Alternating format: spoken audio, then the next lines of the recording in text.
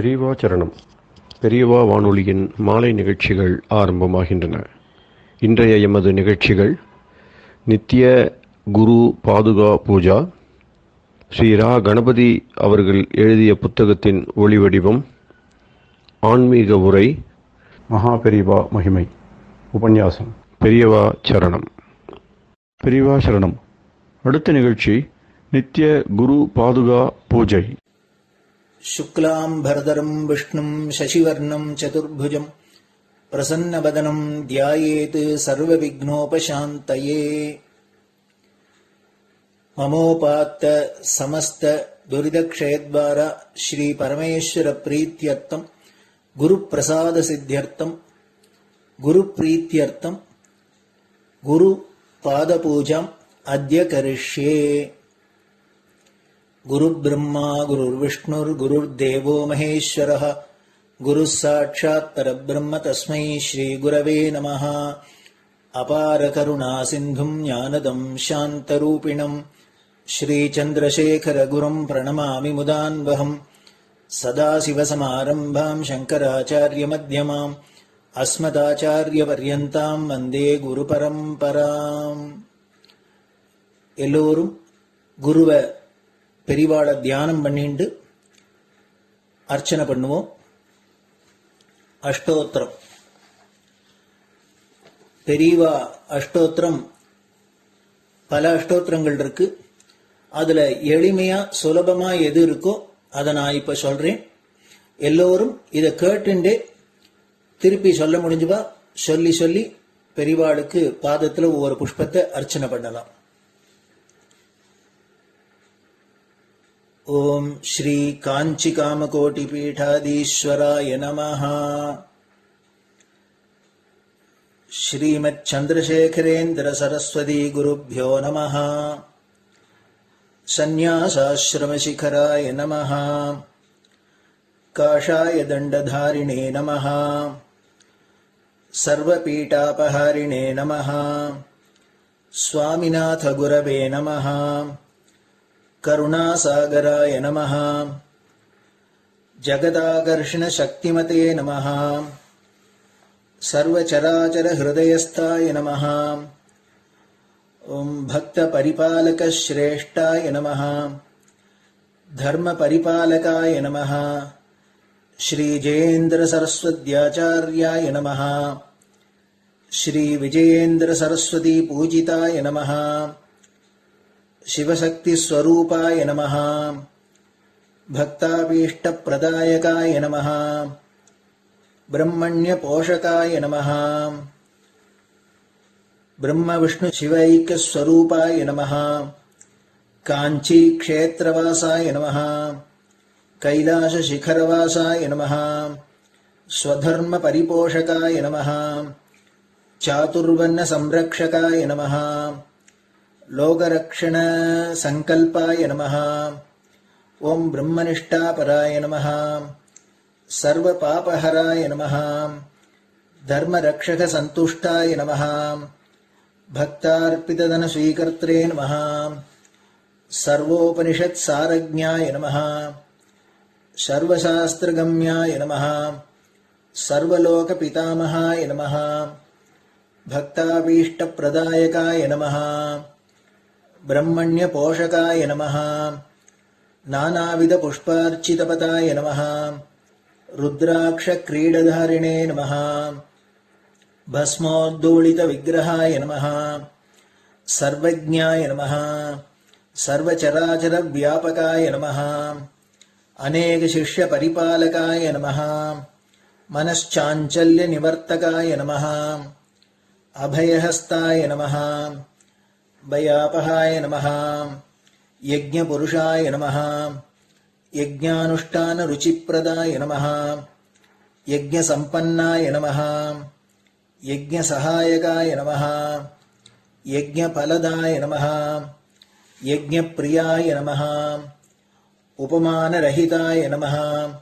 स्फटिक तुलसी रुद्राक्ष हारधारिणे नमः। चातुर्वर्ण समदृष्टये नमः। ऋग्यजुस्साम अथर्वणादि चतुर्वेद संरक्षकाय नमः।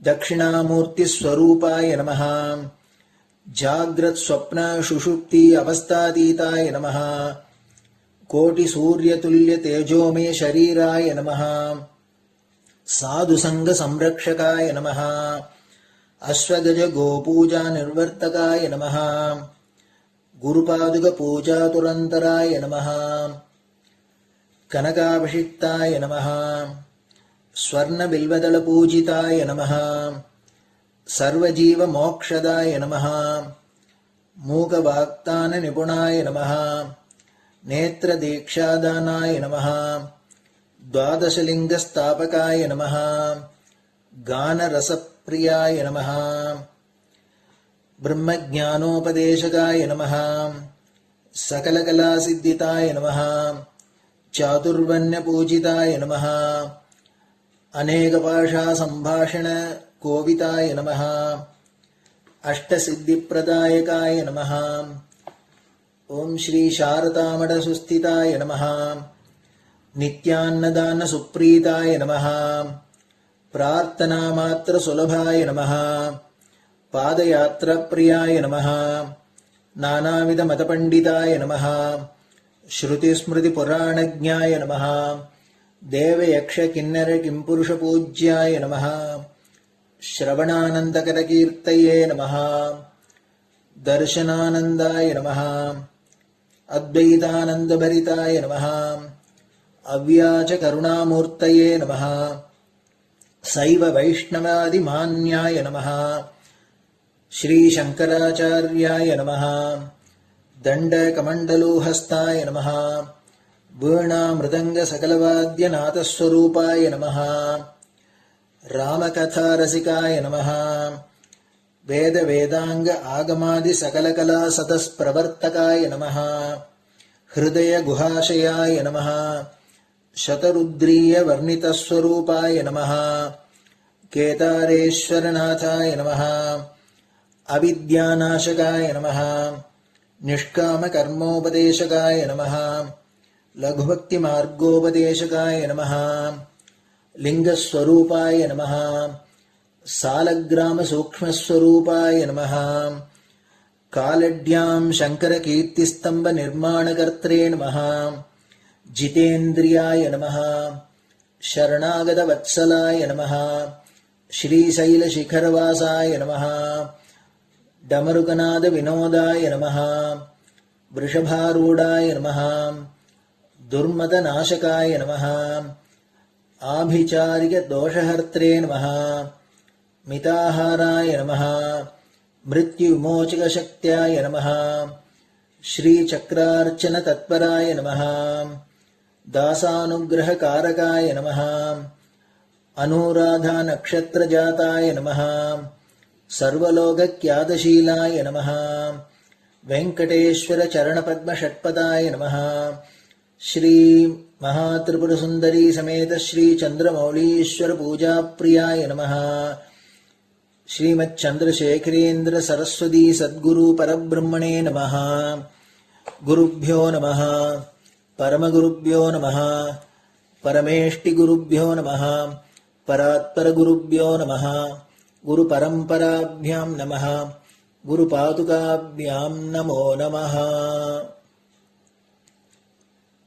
அடுத்தது ஊதுபத்தி இருந்தா அதை காமிச்சு தூபம், நெய் தீபம் இருந்தா காமிச்சு அதை நெய் தீபம் தீபம் காமிச்சுட்டு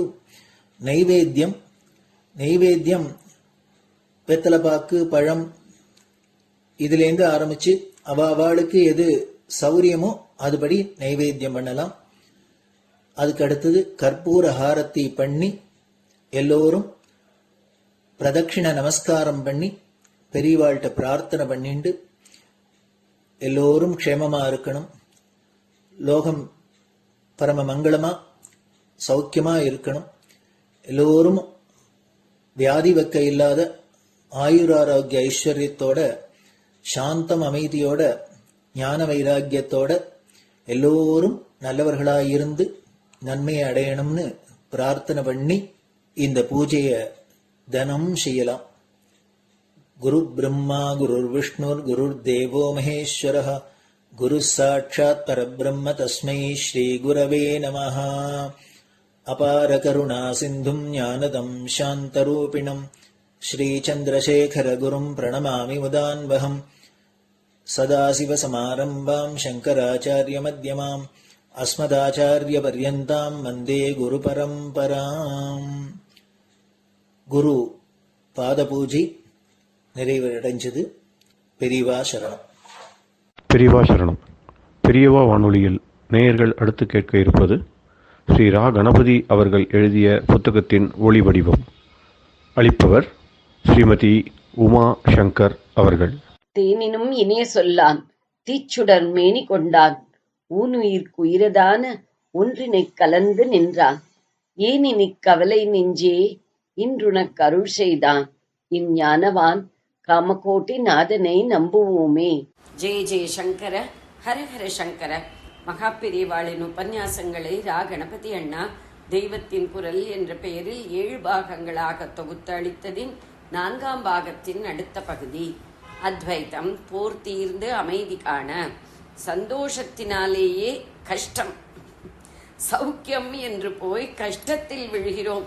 சந்தோஷம் தருவது என்று நினைத்து ஆசையை வளர்த்து கொண்டு அதனாலேயே துக்கத்தை அடைகிறோம். இங்கேயும் ஆசை நிறைவேறாவிட்டால் தான் துக்கம் என்றில்லை, ஆசையின் நிறைவேற்றத்தாலேயும் துக்கம்தான். எப்படி என்றால், ஆசை நிறைவேற்றத்தால் எதை பெற்றோமோ அது கையை விட்டு போய்விடப் போகிறதே என்று துக்கம். அதோடு பயம்.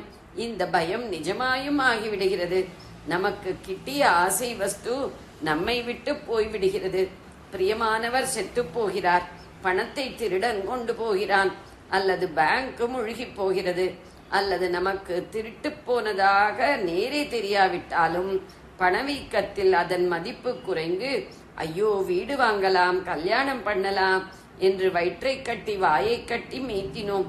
இப்போது பார்த்தால் இந்த சேவிங்ஸ் கிரவுண்ட் வாங்க கூட போதவில்லையே, வரதட்சணைக்கு கூட போதவில்லையே என்று துக்கிக்கும்படி ஏற்படுகிறது.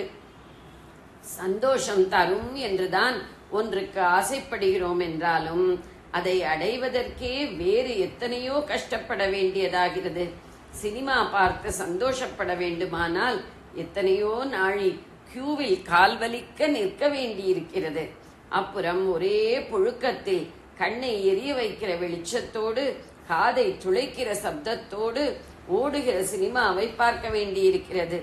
அதனால் தலைவலியும் கண்ணெரிச்சலும் உண்டாகின்றன.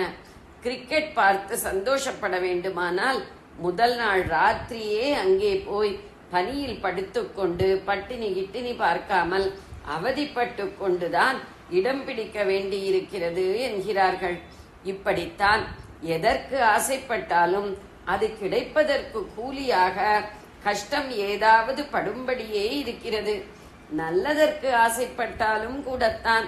ஸ்ரீரங்கத்தில் வைகுண்ட ஏகாதசி, சிதம்பரத்தில் ஆர்திரா தரிசனம் பார்க்கணும் என்று நல்லதாக ஆசைப்பட்டாலும் எத்தனையோ இடி மொத்துப்பட்டு கொண்டு பனியிலே குளிரிலே ராவெல்லாம் விரைத்து கியூவில் கால் கடுத்து கஷ்டப்படத்தான் வேண்டியிருக்கிறது. பூஜை பார்க்க வேண்டும், தீர்த்தம் வாங்கிக் கொள்ள வேண்டும் என்கிற ஆசையில் நல்ல ஆசைதான். அதில் நீங்கள் இந்த மடத்துக்கு வந்தால் நான் மத்தியானம் 2 மணி 3 மணி வரை உங்களை பட்டினி போட்டு கஷ்டப்படுத்துகிறேன். நல்ல லட்சியத்துக்கு ஆசைப்பட்டு யோகம் சாதனை என்று எது செய்வதானாலும் அதிலே எத்தனையோ கஷ்டம். பத்மாசனம் போட்டுக் கொள்வதென்றால் காலை முறித்து விடுகிற மாதிரி வலிக்கிறது. பூஜை என்றால் இந்த புஷ்பம் பத்திரம் இந்த சுவாமிக்கு, இன்னொரு புஷ்பம் பத்திரம் இன்னொரு சுவாமிக்கு, இதற்கு இந்த நைவேத்தியம் அதற்கு அந்த நைவேத்தியம் என்றெல்லாம் வைத்து கஷ்டப்படுத்தி இருக்கிறது. இன்னும் பகு கஷ்டமாக உபவாசம் இருப்பது, அங்க பிரதட்சிணம் பண்ணுவது, ஷெடில் குத்திக் கொள்வது என்றெல்லாம் வேறு. அப்படியானால் சாதனை வேண்டாமா? உற்சவங்கள் பார்ப்பதும் க்ஷேத்ராடனம் பண்ணுவதும் கூடாதா? பூஜை பண்ண வேண்டியதில்லையா என்றால் இந்த விஷயத்துக்கு, அதாவது நல்லதாக ஆசைப்பட்டு அதற்காக கஷ்டப்படுவது என்ற சமாச்சாரத்துக்கு அப்புறம் வருகிறேன். இங்கே சொல்ல வந்தது எப்படிப்பட்ட ஆசையாயிருந்தாலும் ஆசை வர வர ஆய் வரும் துன்பம் என்பதுதான் ஆனந்தமும் திருப்தியும். எந்த ஆசையும் உண்டாவதற்கு காரணம் என்ன? நாம் சந்தோஷத்தை தேடுவதுதான். சந்தோஷம் என்பதை விட ஆனந்தம் என்பதுதான் சரியான வார்த்தை. ஏனென்றால் நாம் சந்தோஷம் என்பதுதான் ஆனந்தம், இன்பம், ஹாப்பினஸ், ஹாப்பினஸ்க்கு மேலே பிளிஸ், அதற்கு மேலே ஜாய் என்று நினைத்து கொண்டிருந்தாலும் அப்படி இல்லை. சந்தோஷம் என்பது திருப்தி என்றே பொருள்படுவது. தோஷம் என்றால் தோஷம் என்றால் திருப்தி, நல்ல ஆழ்ந்த திருப்தி சந்தோஷம். ஆனந்தப்படுவதும் திருப்தி கொள்வதும் நெருக்கமாக தொடர்பு கொண்டவைதான் என்றாலும் இரண்டும் ஒன்று என்று சொல்ல முடியாது. அதற்கப்புறம் அத்திருப்திப்பட எதுவுமே உண்டாக முடியாது என்று நிறைந்த நிறைவாக முடிந்த முடிவாக திருப்திப்படும் ஆத்மானந்தம் ஒன்றில்தான் இரண்டும் ஒன்றே ஆகிவிடுகின்றன. மற்ற விஷயங்களில் ஆனந்தத்துக்கும் திருப்திக்கும் கொஞ்சம் வித்தியாசம் இருப்பதாகத்தான் பார்க்கிறோம். மந்தமாருதம் வீசினால் ஆனந்தமாயிருக்கிறது என்போமே ஒழிய திருப்தியாயிருக்கிறது என்று சொல்ல மாட்டோம் அல்லவா? எதிர்பார்க்கிற ஆசை பூர்த்திக்கு மட்டுமே திருப்தி என்பது பொருந்துகிறது. எதிர்பாராமல் கிடைப்பதை திருப்தி என்காமல் ஆனந்தம் என்று மட்டுமே சொல்கிறோம். ஆசையும் இன்ப துன்பங்களும் ஆனந்தம் தருகிறது என்பதற்காகத்தான் ஒன்றில் ஆசை வைக்கிறோம் என்று சொல்ல வந்தேன். ஆனால் அந்த ஆசை ஒன்று ஆனந்தத்தையே தராமல் துக்கத்தை கொடுக்கிறது, அல்லது கொஞ்சம் ஆனந்தத்தையும் நிறைய துக்கத்தையும் கொடுக்கிறது, இல்லாவிட்டால் சமமாக கொடுக்கிறது. இப்படியெல்லாம் இன்றி நாம் விசேஷமாக ஆசைப்படாமல் தானாகவே ஒரு ஆனந்தம் வருகிறது. அது துக்க கலப்பே இல்லாத ஆனந்தமாயிருக்கிறது என்றாலும் அந்த ஆனந்தம் சாஸ்வதமாய் இருக்க மாட்டேன் என்கிறது. கொஞ்ச காலத்துக்கு அப்புறம் அது எங்கேயோ ஓடிப்போய் மறுபடி நம்முடைய அழுகைகள் நம்மை பிடித்து கொண்டு துக்கப்படுத்துகின்றன. இந்த ஆனந்தம் நமக்கு தெரியாமலே இருந்திருந்தால் கூட நாம் பாட்டுக்கு இருந்திருப்போம். நடுவாந்திரத்தில் அது வந்து அப்புறம் ஓடிவிட்டதாலேயே மறுபடி அந்த மாதிரி வருமா வருமா என்று ஏக்கம் உண்டாகிறது. பணத்தால் ஆனந்தம் வரும் என்று ஆசைப்பட்டு ரேசுக்கு போகிறான். இருப்பதையும் கோட்டை விட்டுவிட்டு ஹோவென்று அழுகிறான். இது ஆனந்தமே தராமல் துக்கம் மட்டும் தருகிற ஆசை. கண்ணால் காதால் ஆனந்தம் வரும் என்று ஆசைப்பட்டு சினிமாவுக்கு, சங்கீத சபாவுக்கு போகிறான். சினிமா கொஞ்சம் கூட நன்றாயில்லை. ஒரே பேயும் கொலையுமாக வந்து குலை நடுங்குகிறது. ஆனந்தம் என்று வந்து விலை கொடுத்து இதை வாங்கி கொண்டோமே, பொழுதும் வேஸ்டாச்சே என்று எரிச்சலும் துக்கமும் வருகின்றன. வித்வானுக்கு தொண்டை கட்டு, ஒரே அபஸ்வரம் என்றால் ஆனந்தத்துக்காக சபாவுக்கு போனவனுக்கு எப்படி இருக்கும்? வெங்காய சாம்பாரோடு தோசை தின்னலாம் என்று நாக்காலும் மூக்காலும் நாக்கு ருசியைப் போலவே மூக்கு கமகமாவினாலும் தான் தீனி ஆசை. ஆனந்தம் அடைய ஆசைப்பட்டு கொண்டு கிளப்புக்கு, ஹோட்டலுக்கு போகிறான். அங்கே ஆறி போனதாய், ஊசி போனதாய், சுட்ட எண்ணெயில் பண்ணினதை சர்வர் கொண்டு வந்து வைக்கிறான். வாயில் வைக்க வழங்கவில்லை. வந்துவிட்டோமே, ஆர்டர் பண்ணிவிட்டோமே என்று முழுங்கி வைக்கிறான். கஷ்டம் அதோடு போகவில்லை, தலையை சுற்றுகிறது, வாந்தி பண்ணுகிறது. ஸ்பர்ச உணர்ச்சியால் சரீரத்துக்கு ஆனந்தம் ஏற்படும் என்று ஆசைப்பட்டு கொண்டு ஜிலு ஜிலு என்று ஷவர் பாத்தில் போய் நிற்கிறான். அது ஒரே சில்லிப்பாக கொட்டி விரைக்க வைக்கிறது. ஜலதோஷமும் மண்டையிடியும் வருகின்றன. இதெல்லாம் ஆனந்தம் என்று தேடிப்போய் ஆனந்த கலப்பே இல்லாமல் துக்கத்தை மட்டும் பெற்றுக்கொள்வதற்கு திருஷ்டாந்தம்.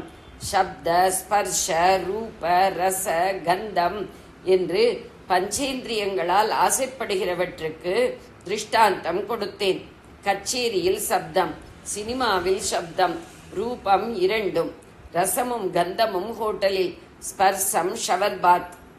ஐம்புலனாலும் அழிவடையும் மானுடன் விவேக சூடாமணி என்று ஒரு உத்தமமான ஞான நூல் நம்முடைய ஆச்சாரியால் பண்ணினது. அதிலே ஒரு ஸ்லோகத்தில் இந்த பஞ்சேந்திரிய சமாச்சாரம் வருகிறது.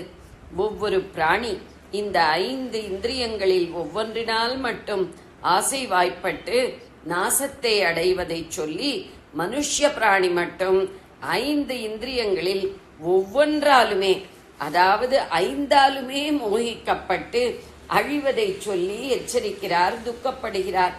மான் சப்தத்தினால் நாசமடைவது. வேடன் கொம்பு ஊதுவான். அதை கேட்கிற ஆசையால் மான் மயங்கி நிற்கும் போதே பானம் போட்டு அடித்து விடுவான். யானை ஸ்பர்சத்தால் நாசத்தை தேடிக்கொள்கிறது. ஹெட்டா என்று மைசூர் காடுகளில் பண்ணுகிறார்கள்.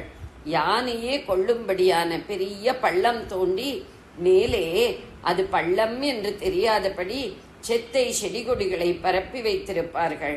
பிடிக்க வேண்டிய ஆண் யானை பள்ளத்துக்கு ஒரு திக்கில் இருக்கிறது என்றால் அதற்கு எதிர் திக்கில் பள்ளத்துக்கு அந்தண்டை ஏற்கனவே பிடித்து பழக்கப்படுத்திய ஒரு பெண் யானையை கட்டி வைத்திருப்பார்கள். அதை ஸ்பர்சித்து ரமிக்க வேண்டும் என்று ஆண் யானைக்கு ஆசை உண்டாகும். அந்த மோகத்தில் அது குறுக்கே இருக்கிற பள்ளத்தை பள்ளமென்றே தெரிந்து கொள்ளாமல் செத்தை செடிகொடியின் மேலாக ஓடும். அவற்றால் இதன் வெயிட்டை தாங்க முடியுமா? அப்படியே ஒடிந்து அதுகள் விழ யானையும் பள்ளத்தில் தொபுகடீர் என்று விழுந்துவிடும். பிடித்து விடுவார்கள். ரூபத்தால் நாசமடையும் ஜந்து விட்டில் பூச்சி தீபத்தின் பளீர் ரூபத்தில் ஆசைப்பட்டுத்தானே தானே அதில் விழுந்து மடிகிறது.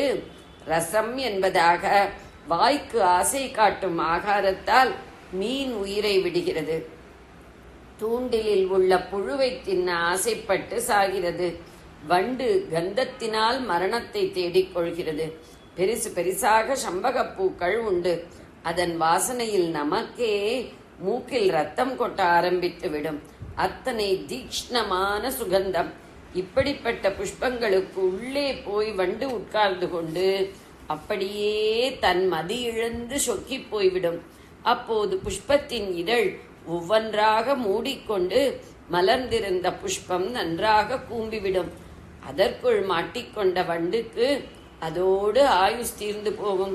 இப்படி பஞ்ச இந்திரியங்களில் ஒவ்வொன்றால் ஒவ்வொரு பிராணி பஞ்சத்துவம் மரணமடைகிறது என்று ஆச்சாரியாள் ஸ்லேடை செய்கிறார். மனுஷ்யன் 5ஆலுமே அழிகிறானே என்று பரிதாபப்படுகிறார். சப்தாதிகி பஞ்சபிரேவ பஞ்சபஞ்சத்வம் ஆப்புகு ஸ்வகுணேன பத்தாக குரங்க மாதங்க பதங்க மீன பிருங்கா நரகா பிரிஞ்சிதகா கிம். குரங்க என்றால் மான், குரங்கில்லை. மாதங்கம் என்றால் யானை, பதங்கம் விட்டில், மீனம்தான் மீன், பிருங்கம் என்றால் வண்டு, நரகா மனுஷ்யனானவன், பஞ்சபிகி 5ஆலும் 5புலனாலும் அஞ்சிதகா கவரப்பட்டிருக்கிறான். பஞ்சபிகி அஞ்சிதகா என்பது சந்தியில் பஞ்சபிரஞ்சிதகா என்றாயிருக்கிறது. கிம் என்று முடித்திருக்கிறார். கிம் என்றால் என்ன? ஐயோ, இப்படி மனுஷ ஜீவனானது பஞ்சேந்திரியத்தாலும் கவர்ந்திழக்கப்படுகிறதே, என்ன பண்ணலாம் என்று பரம கருணையோடு கிம் போட்டிருக்கிறார். ஆசை ஆனந்தம் என்று போய் அடியோடு ஏமாந்து நாசமடைவதை பற்றி சொல்லிக் கொண்டிருந்தேன். ஜெய ஜெய சங்கர, ஹரஹர சங்கர. பெரியவா சரணம். இந்நிகழ்ச்சியின் அடுத்த பகுதி நாளை மாலை இதே நேரத்தில் ஒளிபரப்பாகும். பெரியவா சரணம். பெரியவா சரணம். பெரியவா வானொலியில் நேயர்கள் அடுத்து கேட்க இருப்பது திரு கவிக்கண்ணன் அவர்களின் ஆன்மீக உரை. பெரியவா சரணம். ராம் ராம். ஸ்ரீ குருப்யோ நமஹ. ஜெய ஜெய சங்கர, ஹர ஹர சங்கர. பெரியவா வானொலி நேயர்கள் அனைவருக்கும், மகா பெரியவாவுடைய பக்தர்கள் அனைவருக்கும் அடியேன் கவிக்கண்ணனின் அன்பு கலந்த நல்வாழ்த்துக்கள். ராம் ராம். ஜெய ஜெய சங்கர, ஹர ஹர சங்கர. ஸ்ரீ குருப்யோ நமஹ. உலகத்திலேயே ரொம்ப கஷ்டமான ஒரு செயல் என்ன அப்படின்னா சும்மா இருக்கிறது. சும்மா இரு சொல்லற என்றாலுமே அம்மா பொருளொன்றும் அறிந்திலனேன்னு கந்த அனுபூதியில் சொல்றார் அருணகிரிநாதர். ஏதாவது ஒரு ஆக்டிவா நின்றே இருக்கும், சும்மா இருக்கவே முடியாது. நம்ம சும்மா ஒரு இடத்துல உட்கார்ந்து தியானம் பண்ணலாம் அப்படின்னு உட்கார்ந்தோன்னு ஒரு நிமிஷம் அப்படி கண்ணை மூடின்னு இருப்போம். ஏதோ காட்சிகள் வரும், திடீர்னு ஏதோ நினைப்பு வரும், எதையோ ஒன்று மறந்துட்டேமே தோணும், உடனே எழுந்து போய் அதை அட்டன் பண்ண ஆரம்பிச்சிடுவோம். இல்ல அதையும் மீறி தியானம் அப்படின்னு உட்கார்ந்தோன்னா ஏதோ ஒன்று கீழே விடும், ஏதோ ஒரு மூக்கில் ஏதோ ஒரு வாசனை அடிக்கும், காதுல ஏதோ கேட்கும், இதுலதான் நாட்டம் போகும். ஒரு சிஷ்யன் என்ன பண்ணான்னா குரு கிட்ட கேட்டான், குருவே நான் தியானம் பண்ணதுக்கு ஏதாவது வழி சொல்லுங்களேன் அப்படின்னா. நீ ஆற்றங்கரையில போய் அங்க உட்காந்துக்கோ, உட்காந்து கண்ணை மூடன்னு தியானம் பண்ண. அங்க போய் உட்காந்து தியானம் பண்ண. இவன் போய் அங்க உட்காந்து சிஷ்யன் தியானம் பண்றான். தியானம் பண்ற போது என்ன ஆச்சுன்னாக்கா கண்ணை மூடின்னு தியானம் பண்ற போது அப்போ என்ன ஆச்சு, ஏதோ ஒரு நல்ல வாசனை தெரிஞ்சது, நல்ல மல்லிப்பூ வாசனை மாதிரி.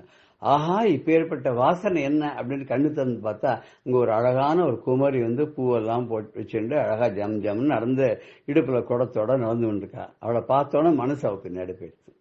உடனே திரும்பி வந்துட்டான், குருவே என்னுடைய மனசு இந்த மாதிரி ஒரு பொண்ணு பின்னாடி போயிடுத்து, இந்த மூக்கு வாசனை அப்படி அவ பக்கம் இழுத்து.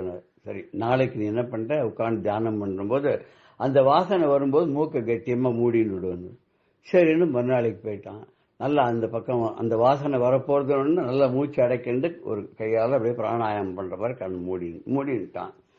மூடிட்டே இருக்கச்ச கொஞ்ச நாளைக்கு கழிச்சு என்னாச்சுன்னாக்கா மனசு தேட ஆரம்பிச்சுது. நம்ம இந்த மூச்சுனால அவன் இந்த வாசனை மல்லிப்பூ வாசனையை கூட விட்டோமே, அவனுக்கு வரானா வரலையா தெரியலையான்னு மனசு என்ன பண்ணுது, கண்ணு திறந்து பார்க்க சொல்லுது.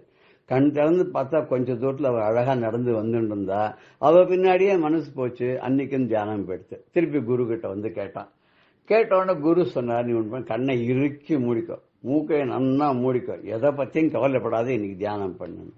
அன்னைக்கு போய் தியானம் பண்ணா அந்த ஜல் ஜல் ஜல் ஜல் அவ கால் கொலுசு அப்படி சத்தம் கேட்கு. அடாடாடாடா அந்த கால் கொலுசு சத்தம் கேட்கறது மனசு என்ன பண்ண கொலுசு சத்தத்து பின்னாடியே போயிடுச்சு. அன்னைக்கும் தியானம் போயிடுத்து. என்னாச்சு, கண்ணு அவ பின்னாடி போச்சு, காது அவருடைய ஜல் ஜல்னு ஒலிக்கக்கூடிய அந்த சலங்கை பின்னாடியே போயிடுத்து, மூக்கு அந்த வாசனை நுகர்ந்து போச்சு, வாய் நாமம் சொல்றத நிறுத்திடுத்து, ஈஸ்வர நாமம் சொல்றத நிறுத்திடுத்து. இப்படி மனசு என்னாச்சு, இப்படியே கிட்டு போய் இந்த பஞ்சேந்திரங்கள் மூலமா அங்கே இங்கே போக ஆரம்பிச்சு சிஷ்யன் குருகிட்ட கேட்டான், எனக்கு தியானத்துடைய பலனே சித்திக்க மாட்டேங்கிறதே நான் என்ன படுத்துறது. அவர் சொன்னார், மனசை ஒருநிலைப்படுத்தாத வரைக்கும் நம்மளால எந்த தியானம் பண்ண முடியாது. அப்ப நீ சும்மா இருக்கணும். சும்மா இருந்து உன் மனசு நீ யார் அப்படிங்கறத நீ உள்ளுக்குள்ள தேடு. யார் இந்த தப்பெல்லாம் பண்றா, இந்த தப்பெல்லாம் பண்றது நிஜமாவே அதுவா, கண்ணா காதா மூக்கா வாயா, எது இந்த தப்பெல்லாம் பண்றது? மனசு. அந்த மனசு எங்க உதிக்கிறதுன்னு பாரு. மனசுன்னு ஒரு அங்கம் இருக்கா? இல்லையே. ஹிருதயம்னு ஒரு மனசு இருக்கு. மனசுங்கிறது எங்க இருக்கு? அது எங்க இருக்குன்னு உள்ளுக்குள்ள நீ தேடி பாரு. நீ தேடி பார்த்தேன்னா அந்த மனசை நீ அடக்கிடலாம். அந்த மனசை ஈஸ்வர பரமா நீ விரட்டி விடலாம். அது அப்போ எந்த கெட்ட வழியெல்லாம் போகாத இருக்கும். நீ நல்வழிப்படுத்துறதுக்கு உன்னால முடியும். அதனால நீ என்ன பண்ணுனாக்கா மனசை அடக்கு அப்படின்னு. அவன் கேட்டான், எப்படி சுவாமி அப்படின்னு. அவர் சொன்னார்ப்பா, நீ பிறக்கும் போது எதுவும் எடுத்துன்னு வரல, இந்த உலகத்தை சம்பாதிச்சது நீ சம்பாதிச்சது ஒன்றும் கிடையாது, நீ போகும்போதும் எதுவும் எடுத்துன்னு போக போறது இல்லை. அதனால இது எல்லாமே சிவன் தான் தந்தது அப்படின்னு சொல்லி எது நடந்தாலும் இந்த சிவன் தந்தது, சிவன் நடத்துக்கிறான், எல்லாம் ஈஸ்வர பரமானது, ஈஸ்வரோ ரக்ஷத்தோ அப்படின்னு சொல்லிட்டு நினைச்சிட்டேன்னா வேறு எதுலையுமே நாட்டம் போகாது. இதை தான்ப்பா பட்டினத்தார் கூட நமக்கு சொல்றார், பிறக்கும் போது கொடு வந்தது இல்லை, பிறந்து மண்மேல் இறக்கும் பொழுது கொண்டு போவது இல்லை, இடை நடுவில் குறிக்கும் இச்செல்வம் சிவன் தந்தது என்று கொடுக்க அறியாது இறக்கும் கொலாமருக்கு என் சொல்வேன். அது எல்லாம் சிவன் தான் கொடுத்தாருதான் சொல்லி எல்லாரோடையும் பகிர்ந்துக்காத சில கைவர்களுக்காலே அவளை பற்றி நம்ம என்ன சொல்ல முடியும் சொல்லு. அந்த மாதிரி நீ இருக்காத என்ன பண்றேனாக்க சும்மா இரு சொல்லார அப்படின்னு சொல்லி இனிமே சும்மா இரு, ஒரு இடத்துல உட்காந்து எதுவுமே நீ பண்ண வேண்டாம், அதுவே தியானம் தான் அப்படின்னார். இதை ரமண பகவான் கேட்கும்போது 36வது பாடல்ல அக்ஷரமண மாலை சொல்றார், சொல்லாது சொல்லி நீ சொல்லார நில் என்ன சும்மா இருந்தாய் அருணாச்சல. அருணாச்சல சிவ அருணாச்சல சிவ அருணாச்சல சிவ அருணாச்சலா. சொல்லாது சொல்லி நீ சொல் அற நில் என்று சும்மா இருந்தாய் அருணாச்சலான. என்ன பேசாம மௌனமா இருக்குமாறு வாய் திறந்து சொல்லாது சொல்லினா வாய் திறந்து சொல்லல. ஆனா எப்படி சொன்னார்னா செய்கையால சொன்னார். எப்படி செய்கையால சொன்னார் அப்படின்னு சொன்னாக்க அவர் தன்னுடைய சின்முத்திரையை காமிச்சு சொன்னாராம். சின்முத்திரைன்னு என்னக்க ஆட்காட்டி விரலையும் தன்னுடைய கட்டை விரலையும் ஒன்றாக சேர்த்து அப்படியே அப்படி காமிச்சாராம். மிச்சம் 3 விரல் அப்படியே விட்டுட்டு அப்படியே காமிச்சாராம். காமிச்ச உடனே அதுல என்ன தெரிஞ்சது? சின்முத்திரை தெரிஞ்சது. அந்த சின்முத்திரை என்னன்னா ஜீவாத்மாவும் பரமாத்மாவும் காம மூகாதிகளை ஆன்மமலம் கர்மமலம் ஆணவமலத்தெல்லாம் விட்டுட்டு இந்த ரெண்டும் இணைஞ்சதுன்னு சொன்னா அதுவே பெரிய தியானம், அதுவே போரும் அப்படின்னா சரி அது எப்படி முடியுமா அப்படின்னா சும்மா சொல்லற என்றாலுமே அம்மா பொருள் ஒன்றும் அறிந்ததுன்னு அவர் சொன்ன மாதிரி மௌனமே சால சிறந்தது. கரெக்ட். தட்சிணாமூர்த்தி வாய் பேசாத மௌனமும் ஆலமரத்தடியிலிருந்து முத்திரை காட்டினார். ரைட்டு. இதுக்கு பின்னாடி ஒரு கதை இருக்கு. என்னன்னா சனகாதி முனிவர்கள் தான் முதல்ல பிரம்மா படைச்ச இந்த உலகத்துல படைச்சது. பிரம்மாவை மகாவிஷ்ணு படைச்சார். அவருடைய நாபிக் கமலத்திலிருந்து வந்தார். வந்த உடனே சிருஷ்டி தொழில் அவர்கிட்ட கொடுத்தார். அவர் முதல்ல யாரை படைச்சார்னா சனகாதி முனிவர்கள், சனகர், சனந்தனர், சனாதனர், சனத்குமார்னு. இந்த 4 பேர் குழந்தையாவே இருப்பாளாம். இன்னைக்கு அவ குழந்தை வடிவத்து தான் இருப்பாளாம். எல்லாம் சின்ன சின்ன குழந்தைகள், எல்லாம் 5 வயசு குழந்தைகள் வச்சுப்போமே. அதுக்குள்ளேயே அது பெரிய ஞானி ஆயிட்டு அந்த குழந்தைகள்லாம். அவ அப்படியே அவதூத்தாலாம் அங்கெங்கெல்லாம் போயின்னு இருக்கா. அவ என்ன பண்ணான்னா தனக்கு ஒரு நல்ல குரு வேணும்னு தேடி போனான். மகாவிஷ்ணு கிட்ட போய் இவரை குருவா வச்சுக்கலாமான்னு போனா அவர் என்னடான்னா பாம்பு பட்டுக்கல்ல படுத்து ஜாலியா இருக்காரு. ஆடை ஆபரணங்கள்லாம் நிறைய போண்டு அப்படி செல்வந்தரா இருக்கார். ஸ்ரீதேவி பூதேவி காலெல்லாம் பிடிச்சி விட்டுன்னு இருக்கா. இவ பார்த்தா சரி இது நமக்கு சரிப்பட வரமாட்டான்னு சொல்லிட்டு நேர பிரம்மா கிட்ட போனார். பிரம்மா என்னடான்னா சதாசிவ காலம் கண்ணை மூடின்னு வேத்த தொழின்னு இருக்கார். அம்மா கூடவே சரஸ்வதி வீணை வாய்ச்சின்னு இருக்கா. இந்த அப்பா அம்மாவும் நமக்கு பிரயோஜனம் இல்லை. நேரம் சிவன் கிட்ட போனார். சிவன் கிட்ட போனா பரமேஸ்வரன் ஆட்டமான ஆட்டம் ஆடின்னு இருக்காரே தவிர அவர் கவனிக்க மாட்டேங்கிறார். அவர் ஆட்டத்துக்கு கூட பார்வதி தேவியும் ஆடின்னு இருக்கா. பார்த்தார், என்னது ஒன்னும் புரியலையே, நமக்கு யாரும் நல்ல குரு கிடைக்க மாட்டேங்கிறாளேன்னு திரும்பும்போது நந்தி தேவர் ஒரு மாதிரியா போய் அவர் ரொம்ப அணுக்கமானவர், நெருக்கமானவர் பரமேஸ்வரனுக்கு.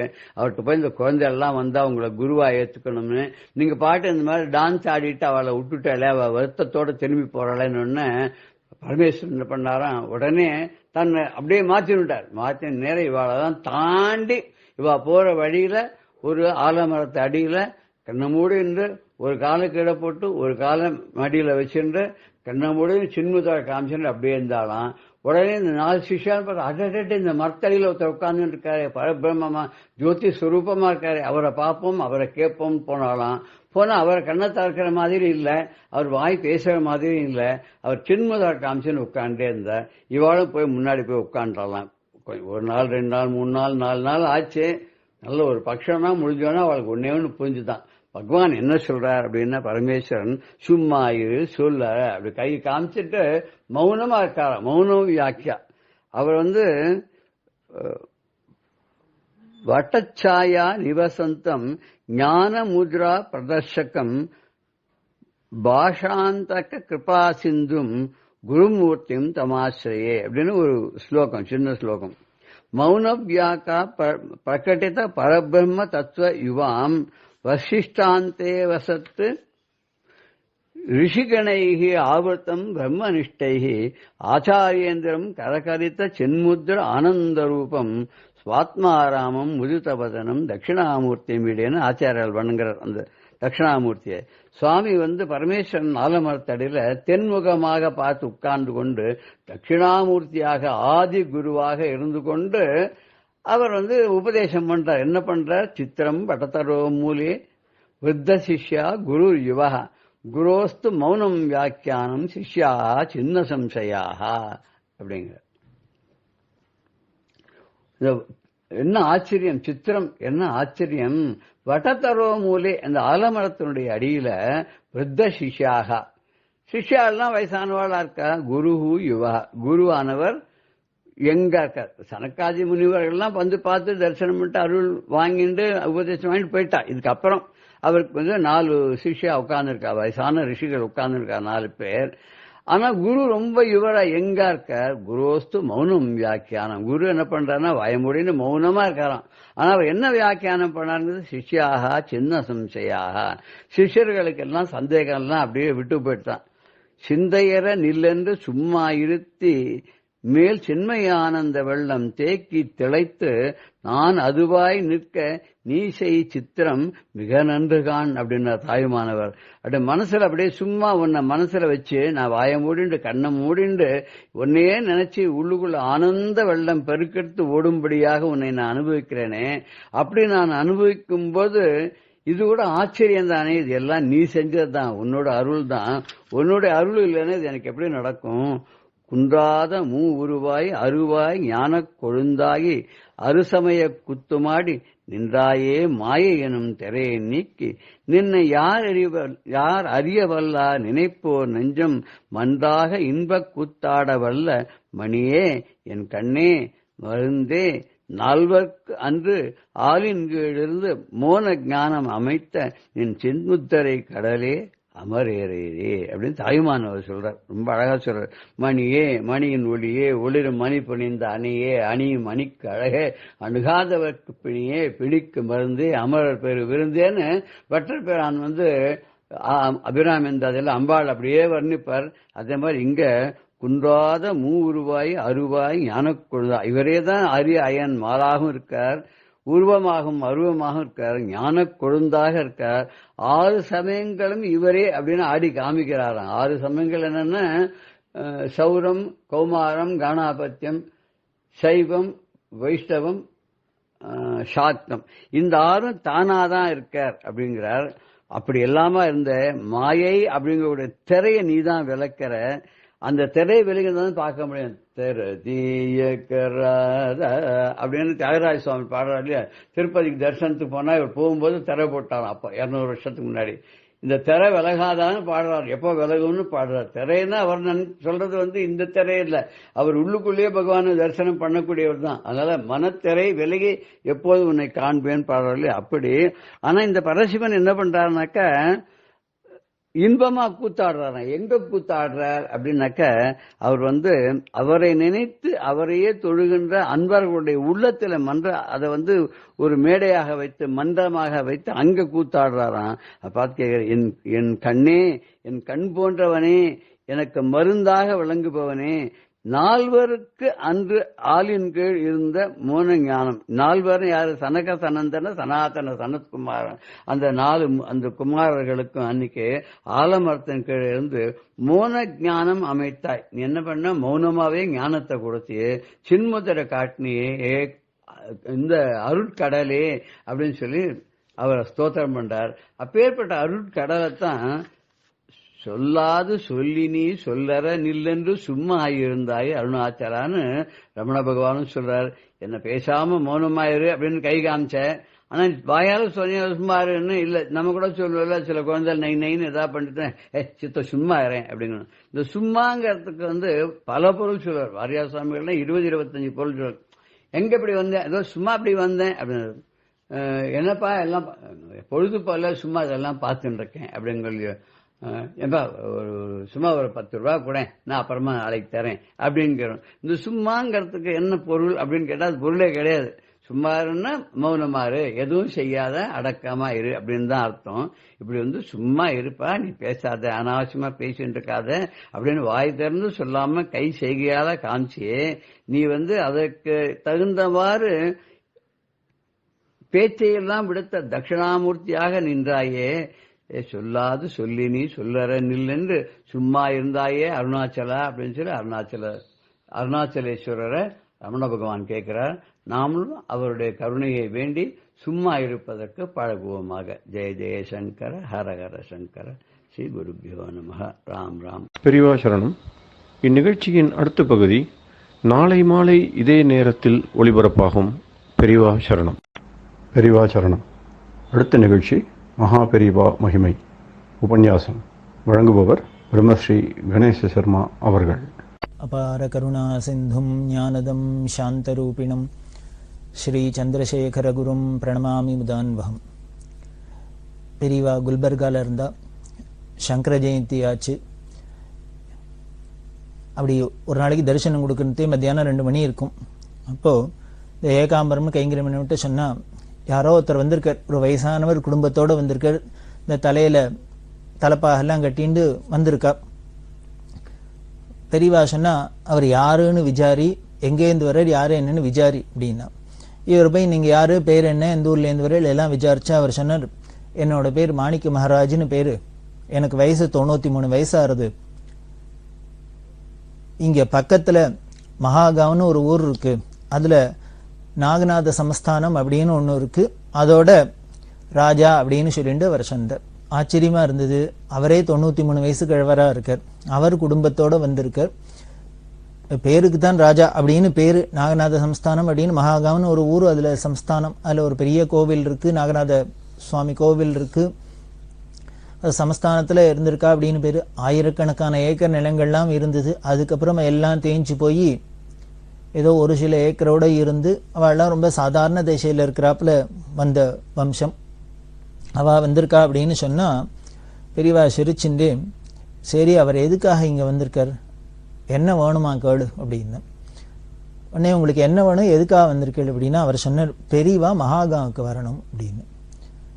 மகாகாவுக்கு வந்தால் மட்டும் போகாது, அங்கே பெரியவா வந்து வாசம் பண்ணணும், கொஞ்ச நாளானும் தங்கணும், அதனால தான் ஆசையாக இருக்குது, பெரியவா இங்கே வந்திருக்கான்னு கேள்விப்பட்டு நாங்கள் வந்திருக்கோம் அப்படின்னு பிரார்த்தனையை சொன்னோன்னே பெரியவா உடனே ஏகாம்பரத்தில் சொன்னால், பாரு என்னை விட வயசானவர் இந்த தள்ளாத வயசில் வந்து என்னை கூப்பிடுறதுக்காக நேராக வந்திருக்காரு, அதனால இந்த வெயில் கொளுத்துறது, இந்த வெயிலில் வந்திருக்கார், அதனால் நீ ஒன்று பண்ணு, இங்கேருந்து 22 கிலோமீட்டர் தான் இருக்குங்கிறா மகாகாவ், அதனால் நீ முன்னால் போய் இவாளையே பழிச்சுன்னு போய் அந்த இடம்லாம் எப்படி இருக்குன்னு பார்த்துட்டு வா அப்படின்னு சொன்னான்.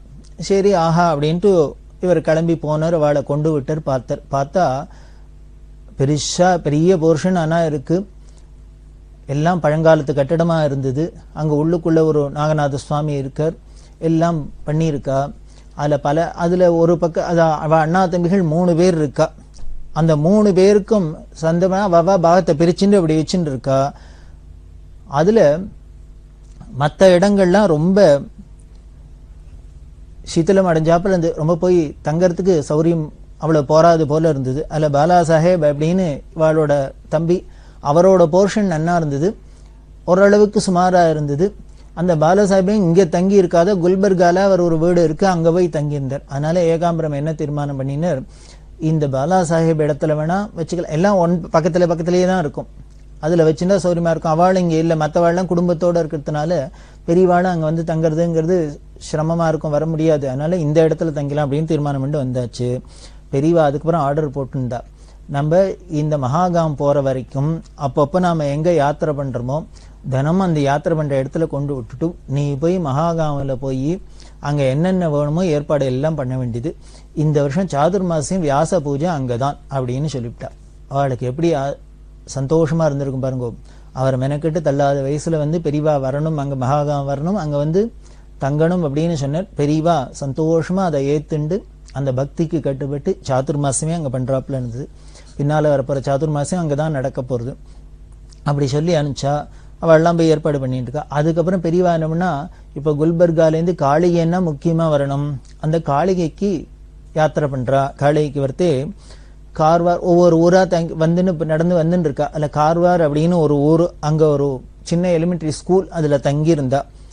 அப்படி தங்கி இருக்கிறதே அந்த ஊர் ஜனங்கள், அந்த ஊர் எம்எல்ஏ எல்லாரும் வந்து பெரியவாள்கிட்ட வந்து தரிசனம் பண்ணி, எல்லா ஊர்லேயுமே முன்ன பின்ன ஒருத்தருக்குமே தெரியாது. பெரியவா அந்த ஊரில் போய் ஏதோ ஒரு இடத்துல தங்குவா. இதுக்கு அப்புறம் பெரியவா போனதுக்கு அப்புறம் தான் அவளுக்கு சூடு பிடிச்சி உடனே எல்லாரும் சாரியாக வர ஆரம்பிச்சிருவா. உடனே எல்லாரும் அப்படி பக்தி பண்ணுவா. அது மாதிரி இந்த கார்வாரில் இந்த ஊர் ஜனங்கள் எம்எல்ஏ எல்லாருமா வந்து பெரியவாள்கிட்ட பிரார்த்தனை பண்ணா, இங்கே பல வருஷமாக மழை இல்லை, அதனால் நாங்கள் ரொம்ப சிரமப்படுறோம், பெரியவா அனுகிரகம் பண்ணணும், மழை பெய்யணும் அப்படின்னு. பெரியவா அவளுக்கு அனுகிரகம் பண்ணினா அந்த அனுகிரகம் எப்படி ஆச்சுன்னர், அன்னி ராத்திரியே மழை கொட்டித்து, மழை கொட்டி அந்த ஊர் முழுக்கலும் வெள்ளக்காடு, பவர் கட்டு, ஒரே இருட்டா போயிடுத்து, திரும்பின இடம்லாம் தண்ணியா இருக்கு. இது மழை பெஞ்சது எப்போன்னு கோடையில. பெரியவா இது நடந்ததெல்லாம் சங்கர ஜெயந்தி ஆனதுக்கு அப்புறம் அப்படின்னும். இந்த சங்கர ஜெயந்தி எல்லாமே சித்திர மாசத்துல தான் வரும். நல்ல சித்திரை தான் பீக் சம்மர். அந்த பீக் சம்மர்ல பெரியவாள்கிட்ட பிரார்த்தனை பண்ணினோன்னு உடனே தட்சணம் ஆசுதோஷி பரமேஸ்வரன் பெரியவா உடனே அன்னைக்கு ராத்திரியே மழை. இப்படி பெரியவா போற இடத்துல ஏதோ புராணங்கள்லாம் பார்க்கணும். ரிஷிசங்கர்னு மகர்ஷி இருந்தார், அவர் போற இடத்தெல்லாம் மழை கொட்டும் அப்படின்லாம் சொல்றமே. கலியுக நம்ம கண்ணால பார்த்த ரிஷிசங்கர் தான் பெரியவா. எல்லா இடத்துலயும் அவ போற இடத்துல மழை இல்லை மழை இல்லை மழை இல்லைன்னா பெரியவா ஒன்றும் அதுக்காக ஒன்றும் பதில் இதில் சொல்லிட்டு பேயும் பெய்யுது ஒண்ணுமே சொல்ல மாட்டா. அவ கையை தூக்கி அனுகிரகம்னா உடனே கொட்ட ஆரம்பிச்சிடும். போருங்கிற அளவு கொட்டும். அப்படி ஒரு மழை பெஞ்சுது. அதுக்கப்புறம் அப்படி பெரியவா ஊரா தாண்டிட்டு காளிகேங்கிற இடத்துக்கு வந்தா. இந்த காளிகேங்கிறது பெரிய க்ஷேத்திரம். அங்கதான் நீலகண்ட காளேஸ்வரர் அப்படின்னு சுவாமி பேரு. அதுல ஒரு விசேஷம் என்ன அப்படின்னா 3 யுகத்துக்கும் ஆன லிங்கம் அங்க இருக்கு. பார்த்தேன்னா தரைக்கு மேல எல்லா கோயிலையும் சிவலிங்கம் இருக்கும். அதுக்கு இந்த தரைக்கு அடியில இன்னொரு சிவலிங்கம், அதுக்கப்புறம் அடியில இன்னொரு சிவலிங்கம் அப்படின்னு 3 இருக்கு அப்படின்னு புராணம்லாம் சொல்லி எல்லாம் அங்க வழிபாடுலாம் நடந்து. ரொம்ப பிராச்சீனமான கோவில், ரொம்ப சிற்ப ஏற்பாடுலாம் பிரமாதமா இருக்கும். அந்த கோவிலுக்கு பக்கத்திலேயே ஒரு பெரிய குளம் மாதிரி இருக்கும். அது ஸ்பிரிங் மாதிரி தண்ணி ஊறிண்டே இருக்கும். அந்த தண்ணி ஊறி ஊறி ஊறி அப்படியே வழிஞ்சு பக்கத்துல நதி ருத்ராவதி அப்படின்னு ஒரு நதி, அந்த நதியோட போய் இந்த குளத்திலேந்து வர உற்பத்தியாகிற தண்ணி இந்த ருத்ராவதி நதியில போய் கலக்கும். பக்கத்துல ருத்ராவதின்னு அழகான நதி. பெரியவாளுக்கு ரொம்ப சௌக்கியமா சந்தோஷமா இருந்தது. இந்த ஸ்நானத்துக்கு இனத்துக்கு எல்லாத்துக்கும் அந்த ரொம்ப அமைதியான இடம். அந்த காளிகையில இருந்தா அந்த 3 லிங்கம் அப்படின்னு சொன்னா பெரியவாள்கிட்ட இந்த சதாசிவகீலை மகாராஜ் சொன்னார். அவருக்கு பரம சந்தோஷம். எத்தனையோ நாளா கனவு கண்டிருந்தது ஒரு மகான் திருப்பாதம் பண்ணணும், இந்த கோவிலுக்கு பழையபடி வெடிமோட்சம் பண்ணணும் அப்படின்னா இன்னைக்கு அவரோட கனவெல்லாம் பூர்த்தியாச்சு. அந்த 3 லிங்கம் பார்க்கணும் அப்படின்னா என்ன பண்ணிருக்கா, இவ முதல்ல கோவில் அந்த ரிப்பேர் பண்றதே சர்ஃபேஸ்ல மேல லிங்கம் இருக்கு, அதை பார்த்தா அடியில இன்னொன்னு இந்த தரையை பேத்து பார்த்தா இருக்கு, அதுக்கு அடியில இருக்கிறத பார்க்கணும் அப்படின்ட்டு தரையெல்லாம் பேத்தா என்ன ஆயிடுத்து, ஒரு பெரிய பாம்பு சீரிண்டு அதை தோண்டவே விடாத பாம்பு சீரி இருக்கு. இத சதாசிவ கீலை மகாராஜ் பெரியவாள்கிட்ட சொன்னார். உடனே பெரியவா சொல்லிட்டா, அதுக்கு மேல அப்ப அதை ஒன்றும் டிஸ்டர்ப் பண்ணப்படாது, இந்த கீழே இருக்கிறது 2ஐயும் மூடிடும், மேல இருக்கிற சிவலிங்கம் மட்டும் தெரிஞ்சாலே போரும், இதை தரிசனம் பண்ணாலே போரும், அது கீழே இருக்கிறதெல்லாம் தோண்டி இனிமே எதுவும் பார்க்காதீங்க அப்படின்னு பெரியவா உத்தரவு பண்ணா. அப்படிதான் அந்த இடத்துல அந்த காளகண்டேஸ்வரர் நீலகண்ட காளேஸ்வரரை பெரியவா தரிசனம் பண்ணா. அந்த சொனையிலேயே ஸ்நானம் பண்ணினா, குளத்துல ஸ்நானம் பண்ணினா, பக்கத்துல ருத்ராவதியில ஸ்நானம் பண்ணா. இந்த ருத்ராவதிக்கு அக்கறையில இன்னொரு பெருமாள் கோவில், அந்த பெருமாள் கோவில்ல தான் நரசிம்ம ஜெயந்தி வந்தது. நரசிம்ம சுவாமி அங்க போய் நரசிம்ம ஜெயந்திக்கு இருந்தா. அப்புறம் பெரியவாளுக்கு வபனம் ஆச்சு, பௌர்ணமி வந்ததுனால. இப்படி வபன பௌர்ணமி ஆச்சு. மறுநாள் ஜெயந்தி, பெரியவா ஜெயந்தி, வைகாசி அனுஷம். அந்த வைகாசி அனுஷத்துக்கும் இந்த காளிகையிலே இருந்தா. இந்த வைகாசி அனுஷம் அப்படின்னா பெரியவா ஜெயந்தியை கொண்டாடுறது எல்லாருக்கும் ஆசை இருக்கும் இல்லையா? அதனால பெரியவா பக்தாள்ல மலக்குடி கிருஷ்ணன், இந்த நாகலட்சுமிங்கிற அம்மா, பொள்ளாச்சி ஜெயம், இவாள்லாம் எல்லாருமா என்ன பண்ணினா பெரியவா ஜெயந்திய ஹோமம் எல்லாம் பண்ணி கொண்டாடணும் அப்படிங்கிறதுனால மயிலாப்பூர்ல ஹரிஹர சாட்சிகள் அப்படின்னு அவர் தலைமையில இன்னும் 12 வைதிகள்லாம் அழிச்சுன்னா அங்க போய் ஏகாதச ருத்ரம் பண்றது, மிருத்யுஞ்சய ஹோமம் பண்றது, ஆயுஷ ஹோமம், அவந்தி ஹோமம் இதெல்லாம் பண்ணணும் அப்படின்னு ஏற்பாடு பண்ணி சாமானமெல்லாம் வேண்டி எல்லாரோடையும் அங்க போயிருக்கா. அந்த ஜெயந்தி அன்னைக்கு கார்த்தால தான் வாழலாம் அங்க காளிகைக்கு வந்தா. காரணம் என்ன அப்படின்னா, பெரியவா தான் இருக்கிற இடத்துல தனக்கு இந்த ஜெயந்தி எதுவும் பண்ணப்படாது அப்படின்னு ரொம்ப ஸ்ட்ரிக்டா இருப்பா, உத்தரவு பண்ணுவா. எதையும் அங்க பண்ண விட மாட்டா. நான் அங்கேயானும் பண்றதா அவ இருக்கிற இடத்துல அவ திருப்திக்கு என்ன வேணா பண்ணிக்கிட்டோம், இது ஜெயந்தி இது நீங்க கொண்டாட்டம்ட்டு இங்க தன் எதிர்க்கு எதுவும் பண்ணப்படாது அப்படின்னு ரொம்ப ஸ்ட்ரிக்டா இருப்பா. அதுக்கு பயந்துனே முத நாள் இதனாலே முன்னாலே ஏற்பாடோட பெரியவா வேண்டான்னு திருப்பி அனுப்பிச்சிடுவா. எல்லாரையும் ஊருக்கு போய் சொல்லுன்னு துரத்திடுவா. அதுக்கு பயந்துன்னு எல்லாரும் அன்னைக்கு கார்த்தால தான் இறங்கினா. அதுல விவரம் தெரிஞ்சவா சில பேர் நேரம் வரமாட்டா. இதெல்லாம் பண்ணி முடிச்ச அப்புறம் பிரசாதத்தை எடுத்துன்னு வந்துவா. நடந்ததுக்கு அப்புறம் ஒன்றும் சொல்ல முடியாது, முன்னால வந்தாதானே பண்ணாதானே சொல்லுவார். ஆனால் என்ன பண்ணிட்டு அதுல ஒருத்தர் சிலர் போய் பெரியவாளை தரிசனம் விட்டால், அந்த ஹரிஹர சாட்சியிலும் ஒருத்தர் போய் தரிசனம் பண்ணிட்டு வந்துட்டார்.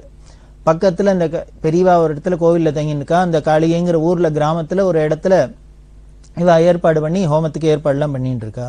உடனே பெரியவா என்னம்னா ஏகாம்பரம்னு கைங்கரியம் பண்ற கூப்பிட்டா கார்த்தால 7:30 மணி இருக்கும்.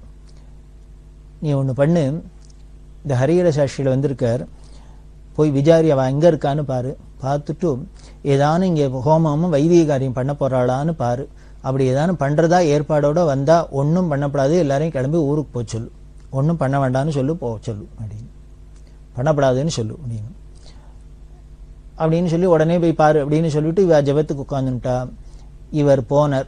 இவருக்கு ஏகாம்பரத்தை தெரியும், இவெல்லாம் இதுக்காக தான் வந்திருக்கா. என்ன வந்திருக்கவா எல்லாம் இந்த பொள்ளாச்சி ஜெயம், நாகலட்சுமி, மலக்குடி கிருஷ்ணன், இவா எல்லாருமே அப்பப்போ அடிக்கடி வருவா, எல்லாம் வருஷ வருஷம் பண்ணிட்டு இருக்கிறவா தானே.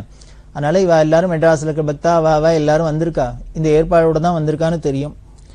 அவ மெனக்கிட்டு இவ்வளவு தூரம் ஏற்பாடு வந்து பண்ணணும்னுட்டே பெரியவா பண்ணப்படாதுன்னு சொல்றா. இப்ப பெரியவா சொன்னத்தையும் தட்ட முடியாது. அவ ஆசைப்படுறதுக்கும் ஏமாத்தமா இருந்தா அதுவும் நமக்கு தாப்பமா இருக்கும். என்ன பண்ணு தெரியல, இவர் பெரியவா சொன்னாலேன்ட்டு அந்த இடத்துல போய் பார்த்தார். பார்த்தா அங்க வைதிகள்லாம் எல்லாம் அரேஞ்ச் பண்ணி ஏற்பாடு பண்ணி அவ ஏகாதச ருத்ரம் பண்றது, மிருத்யுஞ்சய ஹோமம் பண்றது, அது எல்லாம் ஏற்பாடு பண்ணியிருக்கா.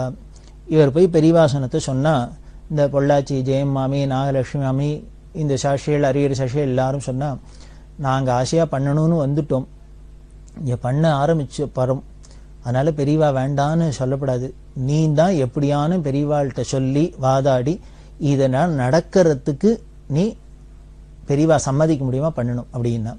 அவர் சொன்ன, இல்லை பெரியவா தீர்மானமா இருக்கா, எப்படி சொல்றது அப்படின்னு, எனக்கு தெரியாது, என்ன பண்ணுவாளோ தெரியாது, நீ தான் இதை வேண்டான்னு சொல்லப்படாது, பெரியவாளும் வேண்டான்னு சொல்லாது, இதை நடக்க முடியுமா, நீ தான் பண்ணணும், பெரியவாள்கிட்ட பேசி சமாளிக்கணும் அப்படின்னு. அவர் பார்த்தார், அதாவது மத்தளத்துக்கு ரெண்டு பக்கம் இடிங்கிறாப்புல, பெரியவாளானா இவர் அனுப்பிச்சு பண்ணப்படாதுன்னு நிறுத்துங்கிறா, இவாளானா நாங்க நிறுத்த மாட்டோம் பண்ணிதான் ஆகணும்னு பெரியவாள்கிட்ட போய் சம்மதம் வாங்கி கொடுன்னு இவா தள்ளுறா. இது எல்லாரும் பழகினுவா ரெண்டு பக்கம், இதுவோ இங்கே குரு இவாளோட ஆக்ஞையை மீற முடியாது, அங்கேயோ அவள்லாம் பக்தா பழகினுவா, அவளோட பக்தியும் பார்த்தா உருக்கமா இருக்கு, நம்மளால முடியல வேண்டாம்னு சொல்லவும் முடியல, இவர் என்ன பண்றதுன்னு புரியல. நான் பெரியவாசனத்தை சொன்னேன், பெரியவாசனத்தை சொன்னதெல்லாம் இருக்கட்டும், இதை எப்படியானு நடக்கிறதுக்கு நீ தான் சகாயம் பண்ணணும், பெரியவாள்கிட்ட போய் எப்படியோ சொல்லி சமாளி அப்படின்னு விட்டா. இவர் திரும்பி வந்துட்டார். வந்தா பெரியவா கேட்டா, என்ன ஏதாவது பண்ண போறாளா, நீ சொல்லிட்டியா, எல்லாத்தையும் நிறுத்திட்டாளா அப்படின்னா. உடனே இவர் என்ன பண்ணினார், வரத்தையே யோஜனை பண்ணிட்டு வர்றார், எப்படி இதை சமாளிக்கிறது அப்படின்னு. அவர் சொன்னார், நான் போனேன் பெரியவா சொன்னான்னு பாக்குறதுக்கு, ஆனா அதுக்குள்ளேயே அவ என்ன பண்ணிட்டா, விக்னேஸ்வர பூஜை பண்ணி இது மாதிரி ஏகாதசி சுத்தம் பண்றது, இது மாதிரி ஹோமங்கள்லாம் பண்றதுன்னு சங்கல்பம் பண்ணிட்டு புண்ணியாஜனம் பண்ண ஆரம்பிச்சுட்டா அப்படின்னு. அவ இது மாதிரி பிள்ளையார் விநாயக பூஜை ஆயிடுத்து, சங்கல்பம் ஆயிடுத்து, என்னென்ன ஹோமம் பண்றதா புண்ணியாஜனமும் பண்ண ஆரம்பிச்சுட்டா. ஆனா பெரியவா சொன்னதை நான் அவள்கிட்ட சொல்லிட்டேன், இப்ப என்ன பண்றதுன்னு புரியல அப்படின்னு. உடனே பெரியவா, சங்கல்பம் ஆயிடுத்து, பிள்ளையார் பூஜாயி சங்கல்பம் பண்ணியாச்சுன்னா காரியத்தை பண்ணாத இருக்க முடியாது, அதனால போனா போட்டும் போ, அவ பாட்டுக்கு பண்ணிட்டு போட்டும் அப்படின்னு விட்டான். அப்புறம் இந்த பக்தாள்லாம் இந்த ஏகாம்பரத்தை அப்படி கொண்டாடிக்க, நல்ல வேளை இப்படி சமாளிச்ச, இல்லைன்னா பெரியவா நிச்சயம் வேண்டாம் வேண்டாம் மூட்டை கட்டின்னு ஓடுங்கோம்பா அப்படின்னு. இப்படி அது என்ன பண்றது, பொய் சொல்லதான் வேண்டிருக்கு, இருந்தாலும் ஒரு நல்ல காரியத்துக்கு தான் நான் சொல்றோம் இல்லையா, 1000 பொய்யை சொல்லியானு ஒரு கல்யாணம் பண்ணு அப்படின்னா அவ்வளவு முக்கியமான காரியமா இருக்கிறதுனால இப்படி எல்லாம் சொன்னாலும் இது பெரியவாளுக்கு தெரியாதா, இவ யாரும் என்னென்ன சொல்றா, பொய் சொல்றாளா நிஜம் சொல்றாளா, சர்வத்தையும் உணர்ந்த அது ஈஸ்வரன் தான். இருந்தா கூட அந்த பக்தாளோட தாபத்துக்கு ஏத்தாப்புல அவளோட ஆசையும் பூர்த்தி பண்ணி வைக்கிறதுக்காக அன்னைக்கு ஜெயந்தி நடந்தது. பிரசாதெல்லாம் கொண்டு கொடுத்தா, பெரியவா பிரசாதத்தை ஸ்வீட்ஸ்னா எல்லாம் பண்ணா.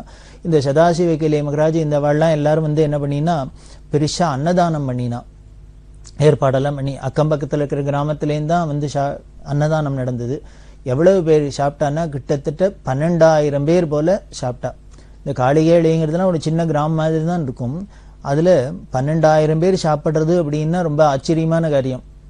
அப்படி பெரியவா ஜெயந்தி இன்னைக்கு அப்படி நடந்தது. அந்த காளிகையில பெரியவா இருந்து பெரியவா ஜெயந்தி முடிஞ்சது. ஜெயந்தி முடிஞ்சோடனே அங்கேருந்து குட்லி அப்படிங்கிற இடத்துக்கு வந்தா. அங்க ராமேஸ்வர் அப்படிங்கிற மந்திர், இந்த ராமேஸ்வர் மந்திர்ல இருந்தா. பெரியவா ஏன் ஜெயந்தியை கொண்டாடப்படாது அப்படிங்கிறன்னா, எந்த ஞானியானும் தனக்கு ஏதானும் பண்ணுன்னு சொல்லுறோம், ஏன்னா அவளுக்கு தான்கிற பாவமே இல்லை, நான்கிற ஒரு பாவம் இருந்து அது இனிமே நமக்கு ஒரு சரீரம்னு ஒண்ணு இருக்குங்கிறது தெரிஞ்சுது. இந்த சரீரம் பிறந்தது, இந்த ஊர்ல பிறந்தது, இந்த அப்பா அம்மாவுக்கு பிறந்தது, இந்த நட்சத்திரத்துல பிறந்தது, இதுக்கு என்னென்ன ஸ்பெஷாலிட்டி, இப்படி இல்ல அந்த பாவம் இருந்தா தானே அதை கொண்டாடணும் அப்படின்னு. அவ பிரம்மனிஷ்டர்களா இருக்கிறதுனால, பிரம்மஞானியா இருக்கிறதுனால, அவளுக்கு இந்த பாவம் தான்கிற பாவமே இல்லாதனால, தேக பாவமே இல்லாதனால அதுக்கு ஸ்பெஷலா கொண்டாடினாலும் அவளுக்கு ஒன்றும் பெருசா சந்தோஷம் கிடையாது. அதனாலதான் அவளை தூஷிச்சா கூட அவளுக்கு ஒன்றும் கோபம் வரதில்லை, ரோசப்பட்டுக்கிறது இல்லை. எதுவா இருந்தாலும் அவளுக்கு ராகத்வேஷம் இல்லாத இருக்கிற ஞானிகளால அவ ஸ்திதி அப்படி இருக்கிறதுனால அவளுக்கு கொண்டாடுறதும் ஒண்ணுதான், கொண்டாடாத இருக்கிறதும் ஒண்ணுதான்.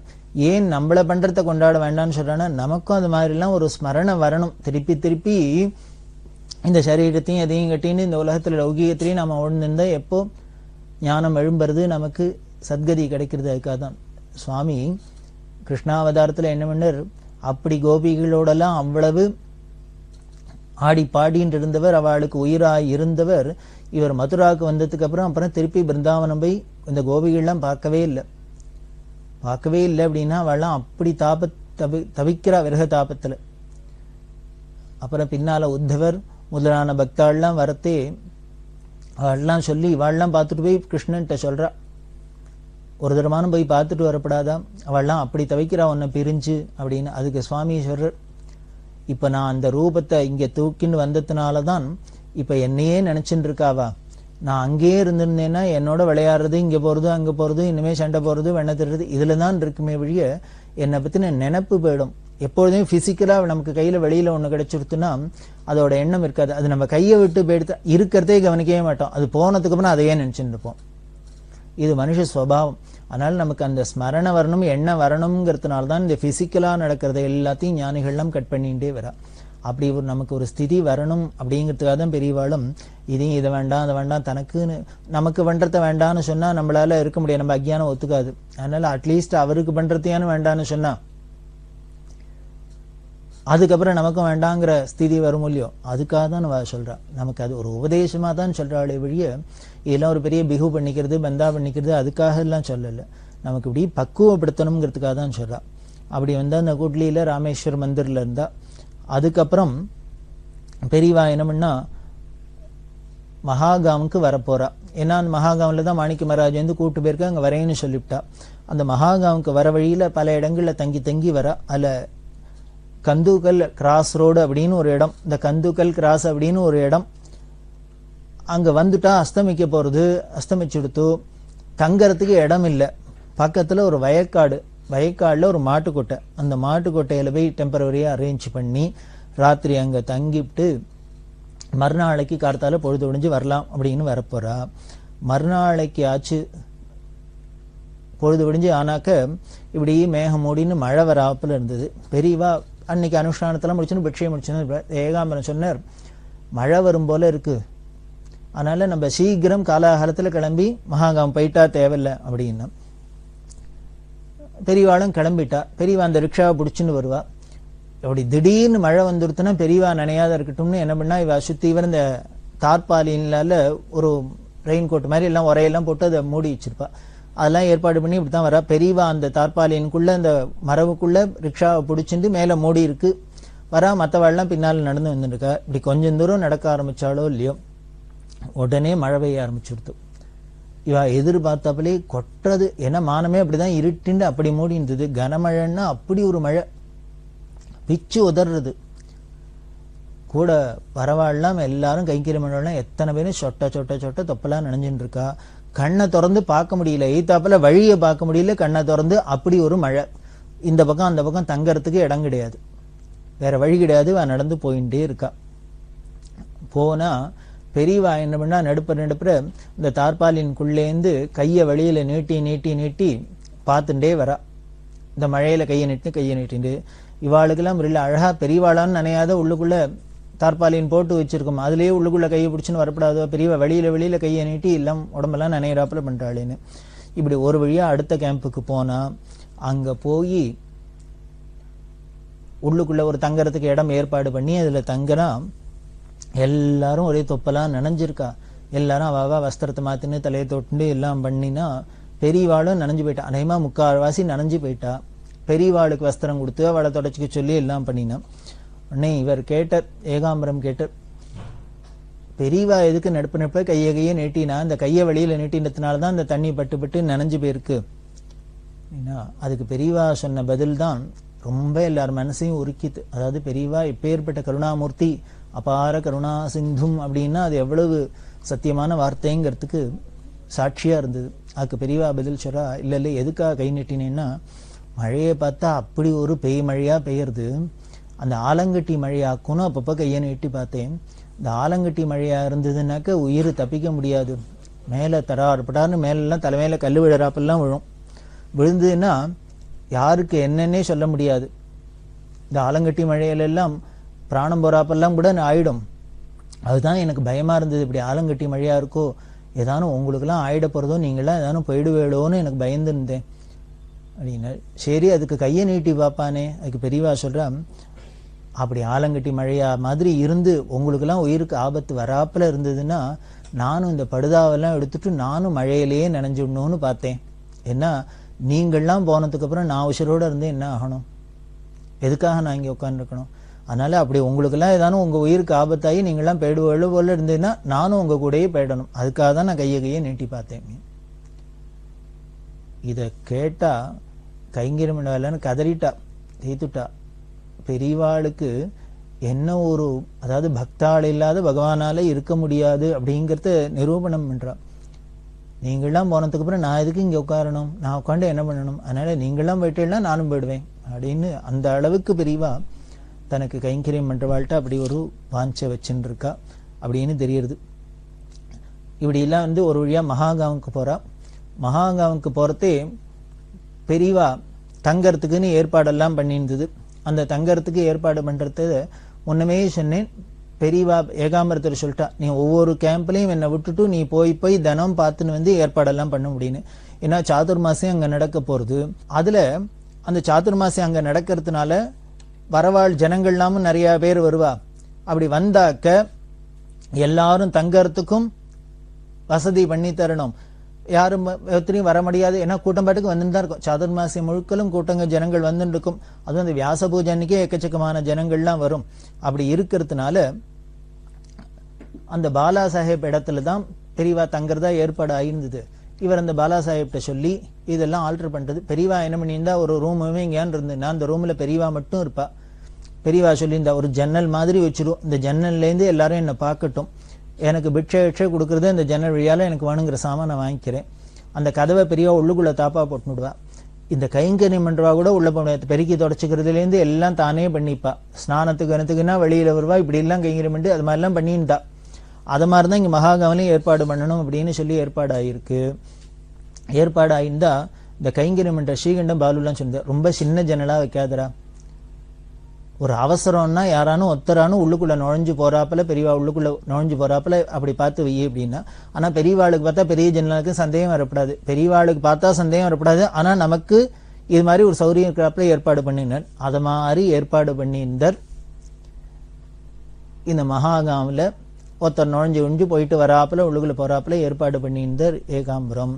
பெரியவா அங்க போயாச்சு, தன்னோட இடத்துக்கு போனா, எல்லாரும் பார்த்தா எல்லாம் பண்ணா. அப்படி இருக்கிறதே அந்த ஒருத்தர் உள்ள நுழையிறாப்புல ஏற்பாடு பண்ணி இவா ஒருத்தருக்குள்ள ஒருத்தர்னா பேசிட்டு இருக்கா. கூட கைங்கரியம் பாலு ஸ்ரீகண்டன்லாம் ஏகாம்பரத்திட்ட சொல்லியிருக்கார், ஒருத்தர் நுழைஞ்சு போறாப்புல இருக்குன்னா. ஆனா பெரியவாளுக்கு சந்தேகம், பார்த்தா தெரியப்பட சந்தேகம் வரப்படாதுன்னு. ஆனா அப்படி ஏற்பாடு பண்ணியிருந்து பெரியவா பார்த்தாளா, சந்தேகம் வந்ததா, என்ன நடந்தது அப்படின்னா ரொம்ப சுவாரஸ்யமா இருக்கும். அதை நாம தொடர்ந்து பார்க்கலாம். பெரியவா சரணம். இந்நிகழ்ச்சியின் அடுத்த பகுதி நாளை மாலை இதே நேரத்தில் ஒளிபரப்பாகும். பெரியவா சரணம். பெரியவா சரணம். அடுத்த நிகழ்ச்சி திருவாசக இன்னிசை. வழங்குபவர் ஸ்ரீ சத்குருநாத தேசிகர் அவர்கள். பெரியவா சரணம். திருச்சிற்றம்பலம். திருப்படையாட்சி. கண்கள் இரண்டும் அவன் கழல் கண்டு களிப்பன ஆகாதே, கண்கள் இரண்டும் அவன் கழல் கண்டு களிப்பன ஆகாதே. காரிகையார்கள் தம் வாழ்வின் என் வாழ்வு, காரிகையார்கள் தம் வாழ்வின் என் வாழ்வு கடைப்படும் ஆகாதே. மண்களில் வந்து பிறந்திடுமாறு மறந்திடும் ஆகாதே.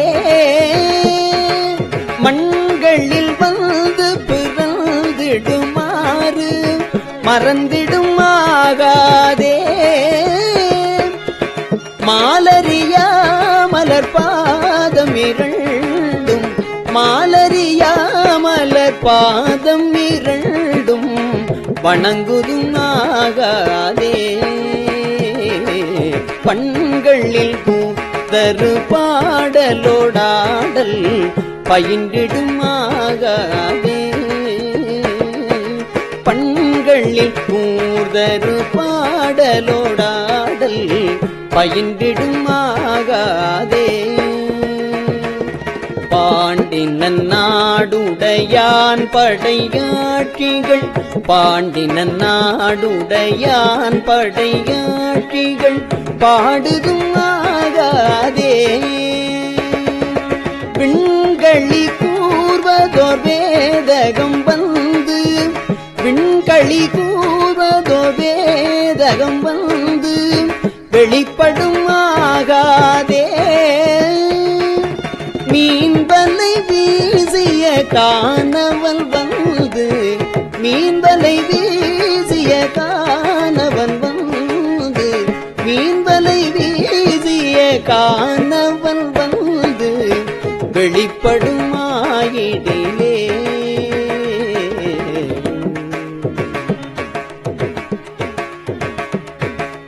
ஒன்றினோடொன்றும் ஓர் ஐந்தினோடைந்தும் உயிர்ப்பருமாகாதே.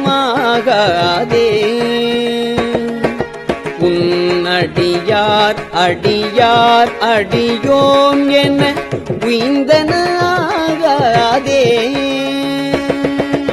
ஒன்றினோடொன்றும் ஓர் ஐந்தினோடைந்தும் உயிர்ப்பருமாகாதே.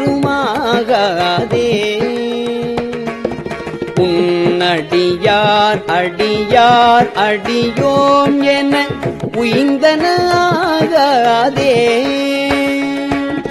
கன்றை நினைந்தெழுத்தாய் என வந்த, கன்றை நினைந்தெழுத்தாய் என வந்த கணக்கதுவாகாதே. காரணமாகும் அநாதி குணங்கள், காரணமாகும் அநாதி குணங்கள் கருத்துருமாகாதே. நன்றிது தீதன வந்த நடுக்கம் நடந்தனாகாதே. நன்றிது தீதன வந்த நடுக்கம் நடந்தனாகாதே. நாமும் மேலாம் அடியாருடனே செல்ல, நாமும் மேலாம் அடியாருடனே செல்ல நண்ணுவதாகாதே. நாமும் மேலாம் அடியாருடனே செல்ல நண்ணுதுமாகாதே. என்றும் என் அன்பு நிறைந்த பராமுது எய்துவதாகாதே. என்றும் என் அன்பு நிறைந்த பராமுது எய்துவதாகாதே. ஏருடையான் எனை ஆளுடை நாயகன், ஏருடையான் எனை ஆளுடை நாயகன், ஏருடையான் எனை ஆளுடை நாயகன் என்னுள் புகுந்திடிலே.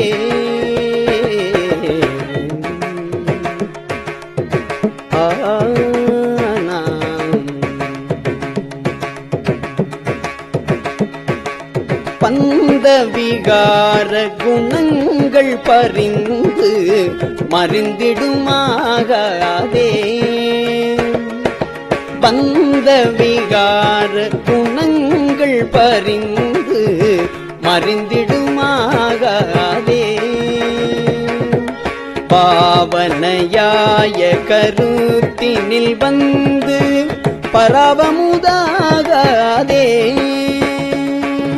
பாவனையாய கருத்தினில் வந்த பர அமுதாகாதே. அந்தமிலா அகண்டமும் நம்முள் அந்தமில்லாத அகண்டமும் நம்முள் அகப்படுமாகாதே. ஆதி முதல் பரமாய பரஞ்சுடர் ஆதி முதல் பரமாய பரஞ்சுடர் ஆதி முதல் பரமாய பரஞ்சுடர்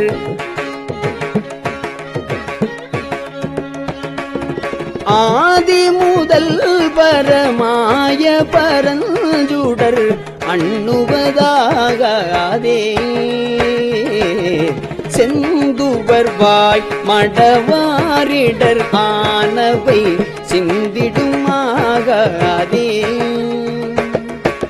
செந்துவர் வாய் மடவாரிடரானவை சிந்திடுமாகாதே. சேலன கண்கள் அவன் திருமேனி சேலன கண்கள் அவன் திருமேனி திளைப்பனாகாதே. இந்திரஞால இடர் பிறவி துயர் ஏகுவதாகாதே. இந்திரஞால இடர் பிறவி துயர் ஏகுவதாகாதே. என்னுடை நாயகன் ஆகிய ஈசல் என்னுடை நாயகன் ஆகிய ஈசல் எதிர்ப்படுமாயிடிலே.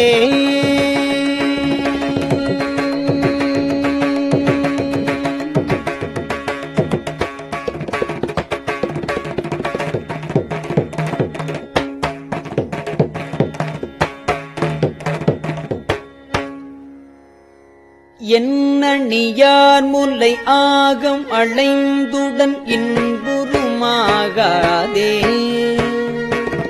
எண்ணணியார் முல்லை ஆகம் அளைந்துடன் இன்புறுமாகாதே. எல்லையில் மா கருணை கடல் இன்றி நிதாடுதுமாகாதே. எல்லையில் மா கருணை கடல் இன்றி நிதாடுதுமாகாதே. நன்மணி நாதம் முழங்கி என் உள்ளுற நண்ணுவதாகாதே. நன்மணி நாதம் முழங்கி என் உள்ளுற நண்ணுவதாகாதே. நாதன் அணி திரு நீற்றினை நித்தலும் நண்ணுவதாகாதே. மன்னிய அன்பரில் என் பணி முந்துற வைகுவதாகாதே. மன்னிய அன்பரில் என் பணி முந்துற வைகுவதாகாதே. மாமரையும் அறியா மலர்பாதம் மாமரையும் அறியா மலர்பாதம் வணங்குவதாகாதே. மாமரையும் அறியா மலர்பாதம் வணங்குவதுமாகாதே.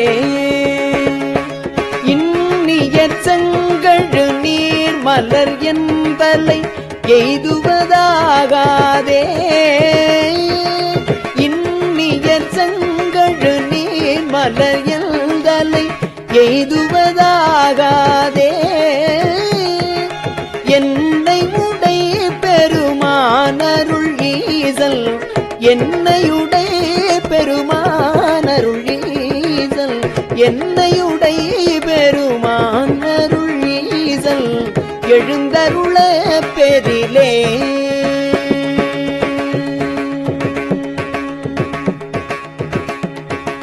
மண்ணினில் மாயை மதித்து வகுத்த மயக்கருமாகாதே. வானவரும் அறியா மலர்பாதம் வணங்குவதாகாதே. மண்ணினில் மாயை மதித்து வகுத்த மயக்கருமாகாதே. வானவரும் அறியாமலர் பாதம் வணங்குதும் ஆகாதே. கண்ணிலி காலம் அனைத்திலும் வந்த கண்ணிலி காலம் அனைத்திலும் வந்த கலக்கரும் ஆகாதே. காதல் செய்யும் அடியார் மனம் இன்று காதல் செய்யும் அடியார் மனம் இன்று களித்திடுமாகாதே.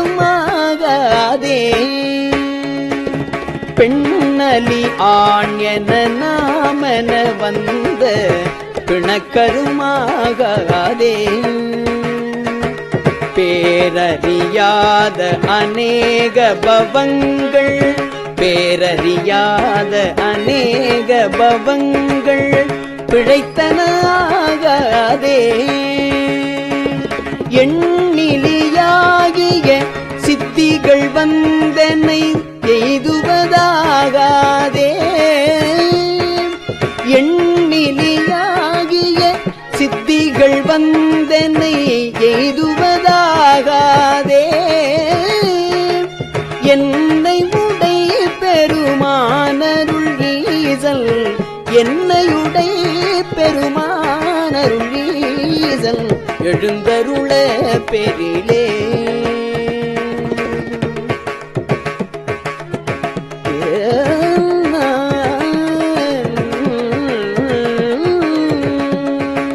பொன்னியலும் திருமேனி வெண்ணீரு பொலிந்திடுமாகாதே. பொன்னியலும் திருமேனி வெண்ணீரு பொலிந்திடுமாகாதே. பூமழை மாதவர் கைகள் குவிந்து பூமழை மாதவர் கைகள் குவிந்து பொழிந்திடுமாகாதே. மின்னியல் முன்னிடையார்கள் கருத்து வெளிப்படுமாகாதே.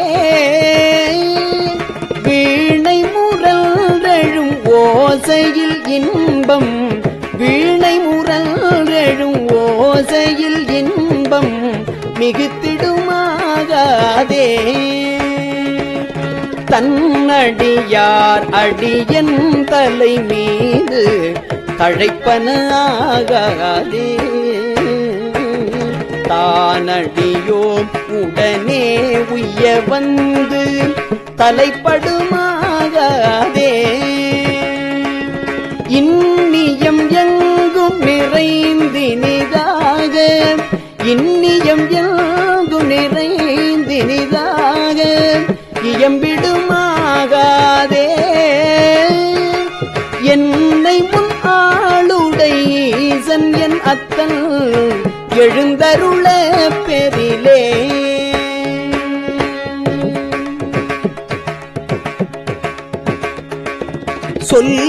சொல்லியலாதெழு தூமணியோசை சுவைதருமாகாதே. துண்ணென என்னுளம் மன்னிய சோதியே துண்ணென என்னுளம் மன்னிய சோதியே தொடர்ந்தெழுமாகாதே. பல்லியல் பாய பரப்பர வந்த பரபரமாகாதே. பண்டறியாத பரானுபவங்கள் பரந்தெழுமாகாதே. பில்லியல் நன்னுதலார் மயல் இன்று விளைந்திடுமாகாதே. விண்ணவரும் அறியாத விழு பொருள் விண்ணவரும் அறியாத விழு பொருள் இப்பொருளாகாதே. விண்ணவரும் அறியாத விழு பொருள் இப்பொருளாகாதே. எல்லையில்லாதன என் குணமானவை எல்லையில்லாதன என் குணம் எய்திடுமாகாதே. இந்து சிகாமணி எங்களை ஆள, இந்து சிகாமணி எங்களை ஆள எழுந்தருள பெரிலே.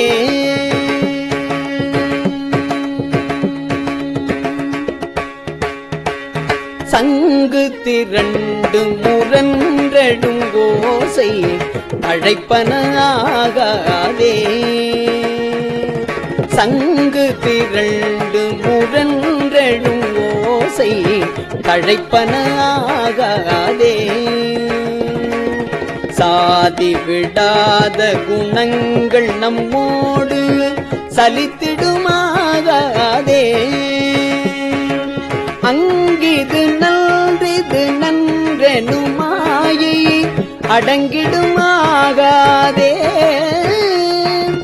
ஆசையெல்லாம் அடியாரடியோம் எனும், ஆசையெல்லாம் அடியாரடியோம் எனும், ஆசையெல்லாம் அடியாரடியோம் எனும் அத்தனை ஆகாதே. ஆசையெல்லாம் அடியாரடியோம் எனும் அத்தனை ஆகாதே.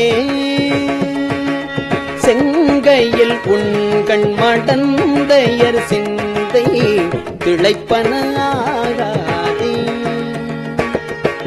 சீரடியார்கள் சிவானுபவங்கள், சீரடியார்கள் சிவானுபவங்கள் தெரிந்திடுமாகாதே. எங்கும் நிறைந்த முதூறு பரஞ்சுடர் எய்துவதாகாதே. எங்கும் நிறைந்த முதூறு பரஞ்சுடர் எய்துவதாகாதே. ஈரறியா மறையோன், ஈரறியா மறையோன், ஈரறியா மறையோன் எனையாள, ஈரறியா மறையோன் எனையாள, ஈரறியா மறையோன் எனையாள எழுந்தருள பெரிலே.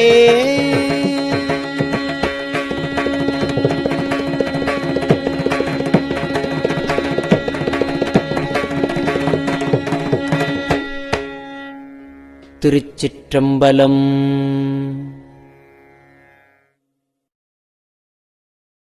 பெரியவா சரணம். இந்நிகழ்ச்சியின் அடுத்த பகுதி நாளை மாலை இதே நேரத்தில் ஒளிபரப்பாகும். பெரியவா சரணம். பெரியவா சரணம். பெரியவா வானொலியின் இன்றைய நிகழ்ச்சிகளின் நிறைவாக திருப்பொன்னூசல் வழங்குபவர் சத்குருநாத தேசிகர் அவர்கள். பெரியவா சரணம். திருச்சிற்றம்பலம். திரு பொன்னூசல். ஆணோ அலியோ அறிவையோ என்று இருவர்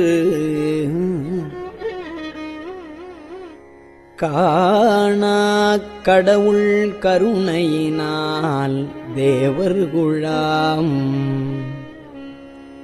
நாணாமே உய்ய ஆட்கொண்டு அருளி நஞ்சுதனை ஊனாக உண்டருளும் உத்தரகோசமங்கை கோணாறு பிறைச்சன்னி கூத்தன் குணம் பரவி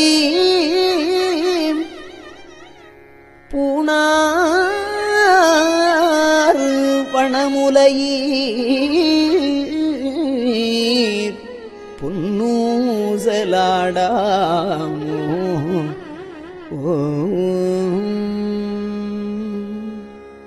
திருச்சிற்றம்பலம்.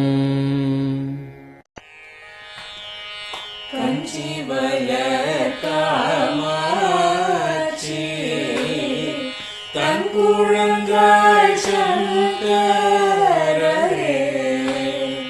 கஞ்சி வள காமாட்சி शङ्कररे गुरु चन्द्रशेखररे उरंगिरुवीताले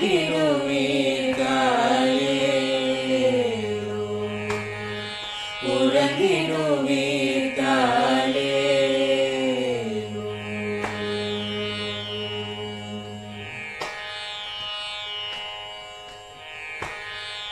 आदिगुरु शंकरराय அன்றொரு நாள் வந்தவரே அறுபத்து எட்டாகும் பீட்டபதி காலே ஏழுலகும் பூப்பவரே காப்பவரே கரப்பவரே எல்லோர்க்கும் அருள்பவரே உலகிடுவீத்தாலே அயனுடனே மாலவனோ தேடிய பொற்பதத்தவரே அருமறைகள் சாற்றும் முயல் மலர்பதமே தாலே முக்தி நிலை எய்திடவே சக்தி தரும் சத்குருவே முக்தி நிலை எய்திடவே சக்தி தரும் சத்குருவே நித்தமெங்கள் நாவீசையில் நித்திரை கொள்தாலே நித்தமெங்கள் நாவீசையில் நித்திரை கொள்தாலே நித்தமெங்கள் நாவீசையில் நித்திரை கொள்தாலே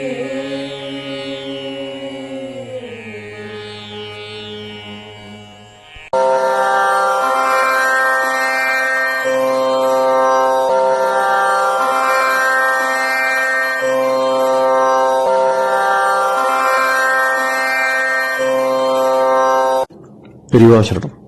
பெரியவா வானொலியின் மாலை நிகழ்ச்சிகள் இத்துடன் நிறைவடைகின்றன. எமது அடுத்த ஒளிபரப்பு நாளை காலை இந்திய நேரப்படி 6 மணிக்கு துவங்கும். பெரியவா சரணம்.